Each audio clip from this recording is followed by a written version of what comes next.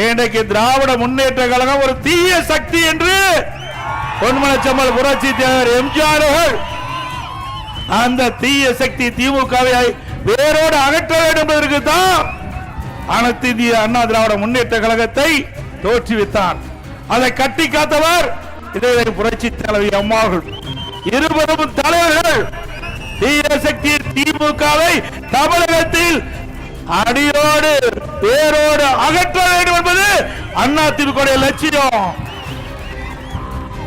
இன்றைக்கு புரட்சி தலைவர் எம்ஜிஆர் அவர்கள் 1972ஆம் ஆண்டு கட்சி தொடங்கப்பட்டதிலிருந்து இன்று வரை தீய சக்தி திமுகவை தமிழகத்தில் அகற்ற வேண்டும் என்பதுதான் நம்முடைய நிலைப்பாடு.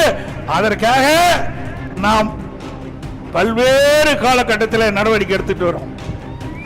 இன்றைய தினம் திரு ஸ்டாலின் நேற்றைய தினம் பேசுகிறார், கள்ளக்குறிச்சி அரசு விழாவில் பேசுறார்.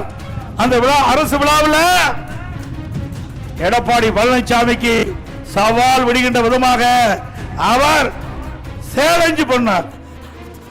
திராவிட முன்னேற்ற கழகம் ஆட்சிக்கு வந்து சுமார் 5 ஆண்டுகள் நிறைவு பெற இருக்கின்றது. 4.25 ஆண்டு ஆகிவிட்டது.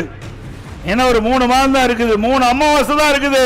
திமுக ஆட்சி அகற்றப்படுவது இருக்கு. இப்பொழுது சேலஞ்சு விடுறார்.